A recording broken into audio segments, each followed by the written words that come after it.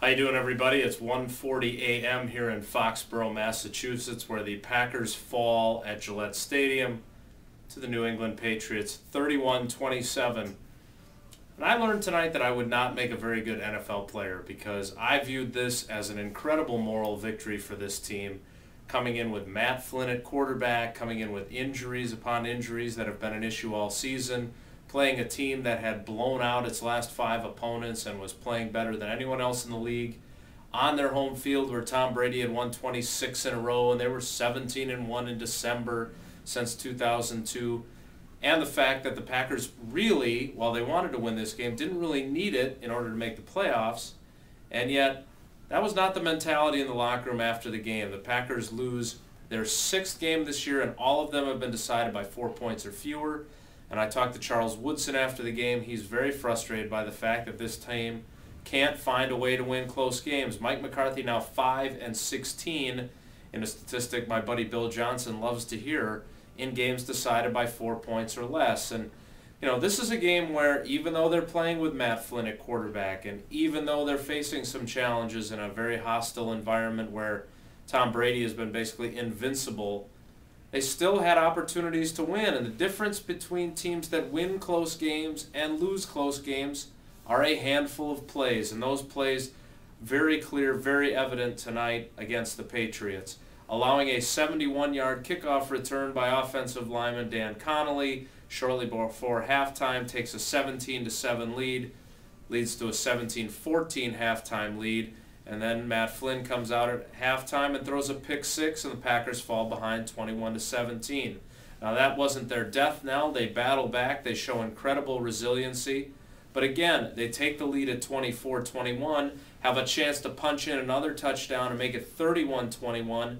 And instead, with 1st and goal from the 2, John Kuhn is stopped twice. 3rd down pass is incomplete.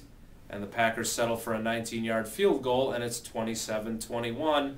Setting the stage for a field goal, and then the winning touchdown to Aaron Hernandez, who sheds Sam Shields on his touchdown. And yet the Packers still have one more chance as they drive down the field, take good field position, take advantage of it, get to New England's 25-yard line with 3rd and 11, complete a 10-yard pass to Donald Driver with 23 seconds left, and then confusion as they try to figure out how to get the 4th and 1.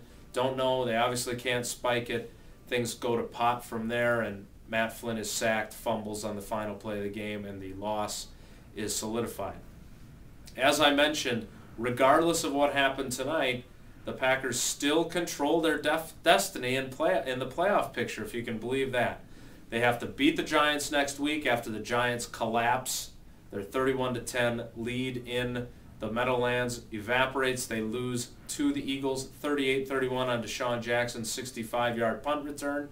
So now the Giants come into Lambeau Field. The Packers have to hope that they are demoralized and they can take advantage at Lambeau. And then on January 2nd, they'll face the Bears. And if they can beat the Bears, they will make the playoffs as a wild card. Now, by the time you're watching this, it'll be Monday, since it's already Monday. And if the Bears do beat the Vikings on Monday night at TCF Bank Stadium outdoors on the University of Minnesota campus, the NFC North title is not something the Packers can accomplish. I think most people are expecting, with Joe Webb at quarterback for the Vikings, that the Bears will win that game. But again, I think everyone was expecting the Patriots to win this one. They were 14.5-point favorites. They win by 4. But again, no moral victories. Mike McCarthy reiterating his favorite line, "We're nobody's underdogs." His feeling is that they should have left this place with a victory, and gosh, they had the opportunities, certainly. We'll cover the week that comes forward now. That was well said, Jason. With the Giants game, there's a very big week, obviously. We'll be all over that at ESPNMilwaukee.com and ESPNMadison.com. I believe Jackie Bezak, while she's not on Twitter anymore, will be back with her 5 questions, as she always is, on Wednesdays. You can always send your emails, even though we hold off our Wildy's mailbox until the off-season. You can send your questions via email, jwildy@espnwisconsin.com, or if you want to do it via Twitter, which a lot of people were doing tonight, mostly about Mike McCarthy's play calling and whether Matt Flynn has trade value, you can do that. @JasonJWildy is the way to get a hold of me that way. Thanks for tuning in. That's it from Foxborough, where again the Packers fall 31-27 to the Patriots and fall to 8-6 on the season, but there's still hope for the playoffs. Thanks for tuning in, and we'll see you next time.